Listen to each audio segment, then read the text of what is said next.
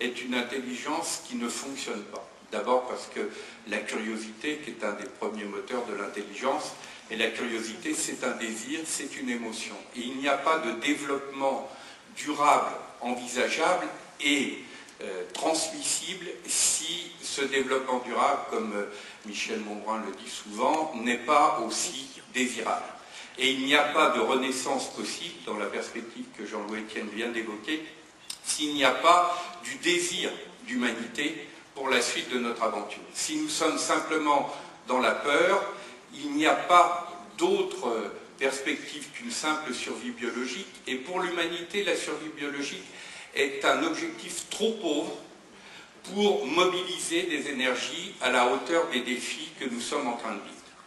Et cette question du rapport entre intelligence et désir, elle est cruciale parce que lorsque il y a un dérèglement du désir, alors à ce moment-là, les effets de ce dérèglement ont des conséquences redoutables. On l'a bien connu dans l'histoire, puisque c'est le fameux « science sans conscience n'est que ruine de l'âme », mais si vous prenez les grandes formes de la barbarie interhumaine, elles ont été aussi produites avec du désir et son double qu'est l'angoisse. C'est avec du désir qu'on a pu faire la solution finale, qu'on a pu faire Hiroshima, qu'on a pu faire le Rwanda, etc. Ce n'est pas avec du besoin. Il faut bien comprendre cette différence fondamentale sur le plan anthropologique et psychologique, que le besoin, c'est quelque chose de beaucoup plus simple. Parce que le besoin, il est autorégulé par la satisfaction. Une fois que vous avez satisfait un besoin, il y a un moment où l'indice de satiété se met en place et vous ne pouvez plus aller au-delà d'un certain besoin. Donc il y a une autorégulation du besoin. Alors que lorsqu'on est dans l'ordre du désir, parce que le désir, lui, il est habité par la conscience de la mort et donc il est traversé par de l'illimité. Donc l'énergie du désir est sans commune mesure beaucoup plus importante que l'énergie liée au besoin. C'est avec du désir, au sens propre comme au sens figuré, que l'humanité est capable de déplacer des montagnes. Mais du même coup, lorsqu'il y a un dérèglement du désir, eh bien c'est ce que les Grecs avaient appelé l'hubris, la démesure, et lorsque vous prenez la crise systémique dans laquelle nous sommes rentrés, il n'est pas excessif de dire qu'au cœur de cette crise systémique, qui n'est pas seulement financière, qui est tout autant écologique et sociale, il y a un dérèglement du désir. Parce que qu'est-ce que la démesure? Qu'est-ce que cette hubris? Regardez justement le dérèglement de nos rapports à la nature, qui est au cœur de la démesure, qui est à l'origine de la crise écologique, que ce soit dans son versant dérèglement climatique et ses causes humaines, ou que ce soit dans l'atteinte à la biodiversité.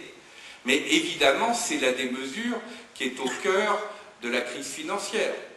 Et ce que l'ancien patron de la Banque fédérale américaine, Alan Greenspan, qui est rentré dans une longue période d'autocritique, avait appelé à l'époque l'exubérance irrationnelle des marchés financiers, ou ce que le Wall Street Journal, quand il évoquait un jour la nature même des sentiments qui mouvaient les marchés financiers, avait eu cette phrase extrêmement éclairante en disant « Wall Street ne connaît que deux sentiments, l'euphorie ou la panique », eh bien c'est bien de la démesure. Lorsque l'un des anciens directeurs de la Banque centrale de Belgique, Bernard Liétard, rappelle que sur les 3200 milliards quotidiens qui s'échangeaient sur les marchés financiers avant le tsunami, il n'y en avait que 2,7% qui correspondaient à des biens et des services réels. Ça aussi, c'est de la démesure. Et la démesure, c'est aussi, cette fois dans les rapports au pouvoir, et non pas dans les rapports à la richesse, c'est la démesure qui a été à l'origine, il y a 20 ans, c'est hier 20 ans, de l'implosion de l'Empire soviétique.